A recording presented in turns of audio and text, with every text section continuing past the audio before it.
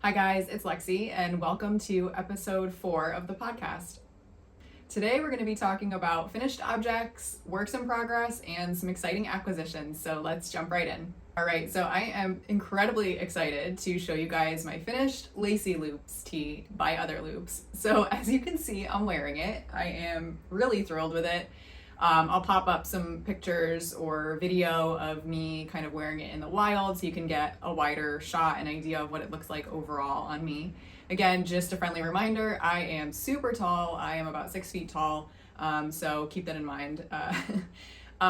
So to give you some background and details on the pattern, I did knit a size small, which is the second size available in the pattern, and I'm going to glance over here at my notes just to make sure I get the information correct for you, but the pattern is available in sizes extra small up through extra large. There's supposed to be a positive ease of 25 to 30 centimeters, which they note that it gradually decreases for the larger sizes. So based on the measurements that they give in the pattern, I felt like a size small was the most appropriate size, and I'm happy with the fit overall. I would say like it's accurate and I enjoy it. So moving on, I did knit this in 2 strands of Knitting for Olive pure silk in the color powder. I talked about this a little bit in my previous podcast, but I have loved working with this yarn. It's really lovely, very nice quality.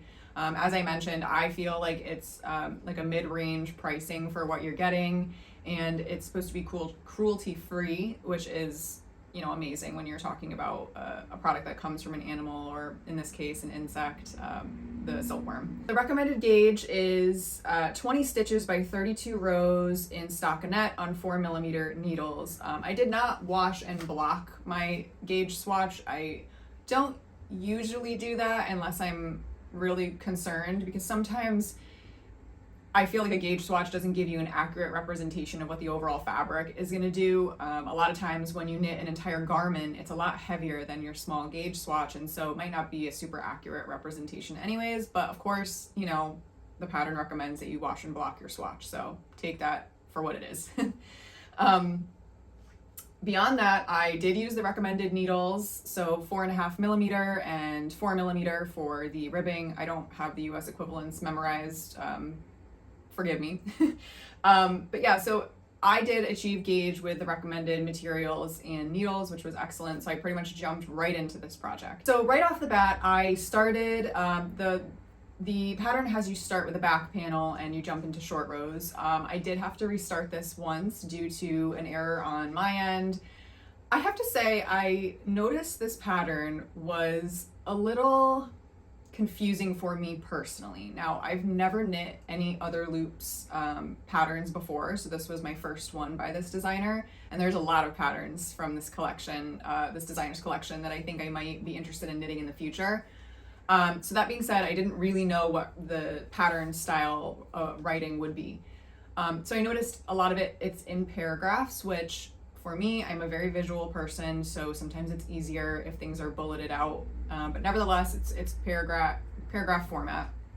So I think a lot of times I would have to reread the line, you know, a few times over to really like absorb what it was saying, and so my count got messed up. So anyways, I restarted the back panel, got down to where you start to increase for the armholes, and I again made another mistake. Now, I know there was an error that was corrected in the pattern about increasing, you know, within this kind of lace motif, these eyelets.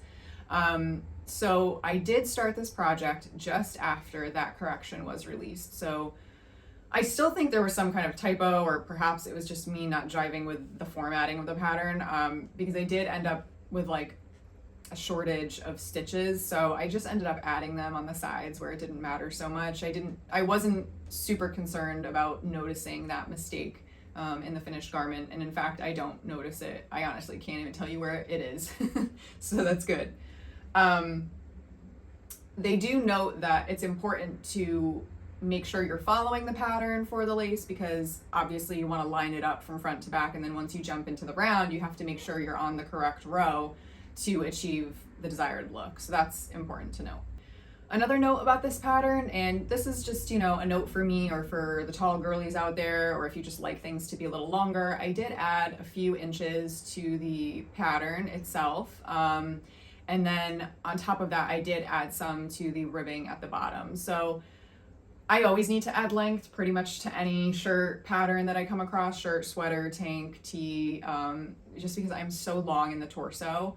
But you know, that's to be expected, and luckily I had plenty of yarn. I still have a fair amount of yarn left over, which is great. You know, I'd rather have a little extra than be short and playing yarn chicken, because, you know, crop tops have their time and place, but I didn't envision that for this project. I really wanted it to be a wearable tee that I could wear to work, or in a variety of different situations. So I was really glad about that. I noticed that I didn't have to add any arm length, which is really interesting. These sleeves were knit to pattern, and I didn't have to add any extra repeats before binding off. So I'm happy with where they're hitting me. They're coming right to my elbow. So yeah, really pleased there. Just a note about blocking this garment. I did notice it took several days to dry. Like I said, I've never worked with Knitting for Olive pure silk, so I had no experience of how it took to being wet or the drying process. It is a lace pattern. It is, you know, pretty open, and you would think, okay, it's gonna dry fairly quickly. We were experiencing a bit of a heat wave, quite high humidity. Again, I live in Connecticut, and this is summer for us in July. So it's possible that the weather just wasn't really helping things along the way it could have, but it did take a few days, and I wanted it to be fully dry because I do know that sometimes this type of fiber can tend to grow as you wear it.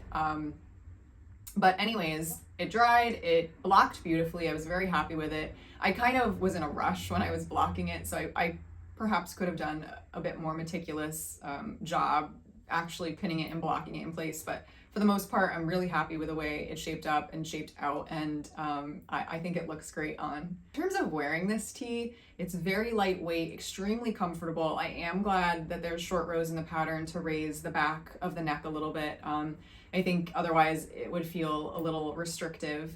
I will say though, it is quite open. You definitely would want to wear something under this shirt, whether it's going to be a bralette, or right now I'm actually wearing a black tank top. In the photos, I'm not sure, I think I'm probably wearing the same black tank top, but at the very least you'd need to wear some kind of bra or some covering underneath, I think, you know, to feel comfortable. Personal preference though.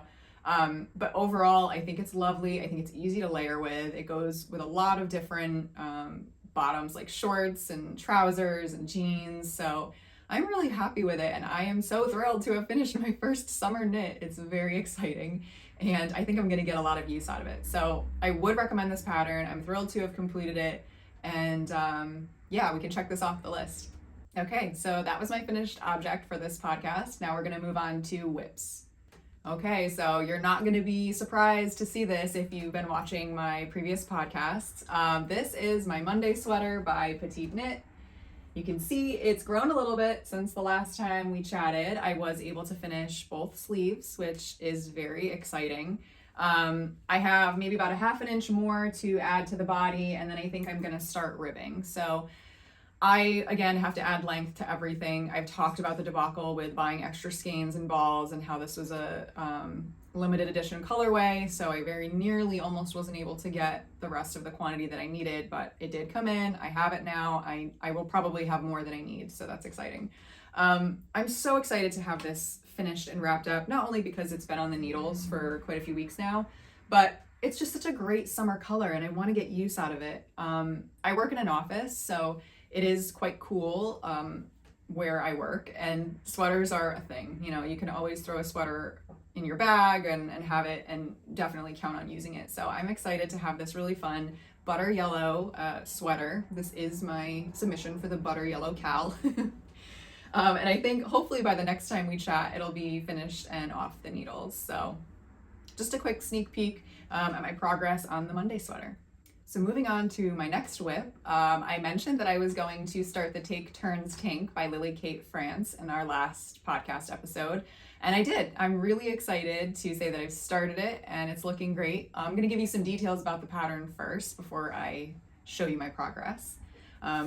Again, I don't know about you guys, I'm such a printed pattern person. I am a visual person, as I mentioned earlier, and so yes, it is great to be able to have a library of patterns on your phone or iPad or computer, certainly helpful, but when it comes right down to it, when I'm working from a pattern, I really prefer to have it printed.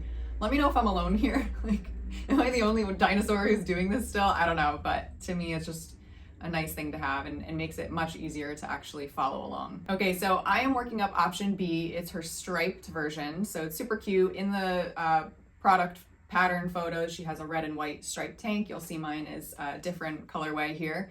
But so just to give you a little bit of information, the gauge is 24 stitches and 36 rows on a suggested needle size of 3.5 millimeters. So I recently posted a photo of my gauge swatch for this project. I'll pop it up here. I posted it on my Instagram. If you're not following me there, please feel free to give me a follow. I post a lot of updates on Instagram, so if you want to kind of like keep up with what I'm working on, that's a great place to do it. And also to just chat and say hi and, you know, interact with me. I would appreciate your follow. Anyways, so like I said, I posted a photo of the gauge swatch, and I noticed that the width was right on at 4 inches, but the length was more like 4 3/4 inches. So I'm kind of doing a gamble here. I decided to go with it and work it up as is because I always need so much extra length anyway. You know, this could be a mistake. Maybe it'll be way too much extra length, and because this is quite a fitted pattern, it's possible that, you know, the bust might not line up correctly, or you know, whatever, the armholes might be too big. But I will say I am long pretty much proportionally. So like I have a very long, like collarbone clavicle area, like my torso is long, my arms are long, everything just is extended. So we're gonna go with it. Hopefully it's not a huge mistake, because this has been, you know, already kind of working up to be quite a project. It's not hard. It's not a hard project. The pattern is super well written so far. Like, I'm having an easy time reading it. It's not confusing me, or like we're not jiving, right? But hold on, let me just show you. All right, guys, this is it. Lovely, right? So this large piece is the back panel, and then I'm working the shoulders, and then the neck increases here. So that's kind of where I've left off. You may notice I have a bunch of these really fun yarn tails. Hold it up a little closer here so you can kind of see the colors. So it's working up super quickly. Like, I did this all in an evening plus a little extra. I did debate if I should be carrying the yarn behind and not cutting for every stripe. I kind of went on Ravelry to see what other people were doing, and it didn't look like anybody was carrying the main color behind the alternating contrast color stripe. So I just ended up cutting it, and maybe that will be kind of a regret because there are a lot of ends to knit in. But I think eventually you get in the round with this pattern. So I'm thinking, you know, eventually like there won't be so many ends and it won't be such a pain to weave them all in. I haven't really had any issues so far reading this pattern. I think I misread things a couple of times with the increases, but she's very clear, very direct, gives a lot of instruction, but I don't feel like it's so much where it's like confusing, you know? I'll just talk about the yarn a little bit. I am using Cascade Hampton, and I'm not sure of the colorways offhand. Let me see if I can find the tags. So the colorways, we have color number 27 and color number 20. Sorry, I don't have the names. But again, it's a blend of 70% Pima cotton and 30% linen. So it's a really lovely summer yarn. I have to say, I am really enjoying working with it. It's not splitty, glides on and off the needles. I've been using a combination of wood and metal just because you need a few different needles to work this. So I'm enjoying it. I think it's gonna be really lightweight and lovely, and I'm just super excited to see how it takes shape. All right, so now we're gonna move on to some really fun acquisitions. I am super excited about this, guys. I got Sari Nordlund's new book, Summer Knits. You may have heard me mention in my very first podcast, after I had gone to a local yarn festival, wool festival, that I had purchased yarn for one of her new patterns. And of course, the book had not been released at that point. I think this was back in April. I think it maybe was on pre-order at that time. And I thought, okay, I'm gonna wait. I'm gonna wait until she releases these patterns one by one on Ravelry, and you know, no big deal. I don't really need it. It's not a necessity. I don't need it right away, right? So fast forward to now, and I've realized that she's not going to be releasing these patterns on Ravelry. I do understand why. You know, of course, when you write a book, you have a deal with a publisher for exclusivity for a period of time before you can release them yourself. So I actually liked enough patterns in this book to purchase the book. I felt like I would probably make several patterns from this book in the future. In fact, I already have a couple of ideas, which you might see on future podcasts. But it's a gorgeous book. Honestly, like, it doesn't disappoint. It's really lovely. This texture is sort of like a matte suede feel. It's just so nice. I did notice that this book was a little hard to find. Again, I live in the United States, in Connecticut, and I had been looking around online of places to purchase it, and I came across this one bookshop. I actually have their information here in Virginia. It's called Fiber Space. In fact, I'll just put the little bookmark up for you to see. Really cute. It's got a little ruler on the back. Super fun. I thought it was a great price. I thought the shipping was super fair, and yeah, so I made the purchase, and I'm super happy with it. Specifically, like I said, I had bought yarn a few months ago at this show, and I'll bring it out now. It's really pretty. By Plies and Hellhounds. Show you a little closer here.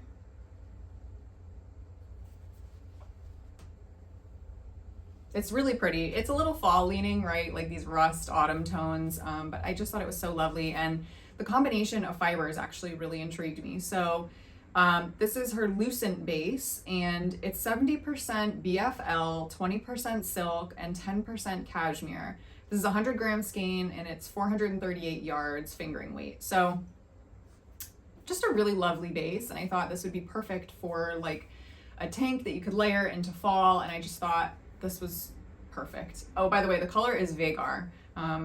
I think that's like a Game of Thrones or maybe a Blood and Fire reference, so love that. All right, so moving on to the pattern that I was interested in for this yarn, and I'll show you here.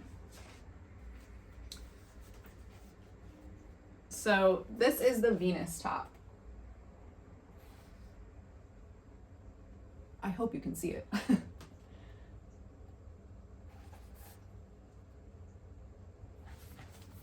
So it's a really pretty kind of light lacy top, seamlessly it's knit seamlessly from the top down for an all over feather and fan lace pattern. And I'm just super excited to jump into it. I haven't really looked at the details or schematics of the pattern, but it's definitely going to be on my list to put on the needles in the very near future. And that way, you know, I can work on it kind of in the background and have it as fall starts to roll around, as, you know, we start to want to wear the warmer tones and, you know, colors start to change here in New England. So I am really thrilled about this purchase. I just want to take this time here at the end to thank you so much for all of the new people who have subscribed and commented and chosen to follow me here and on Instagram. I can't tell you how much it means to me, and just know that your support is really felt and appreciated here. So thank you so much, and I hope that this was relaxing or entertaining for you to have on in the background or join me as you knit and work on your project. And I just appreciate your presence here so much. So with that, I'll see you guys in the next one. Bye.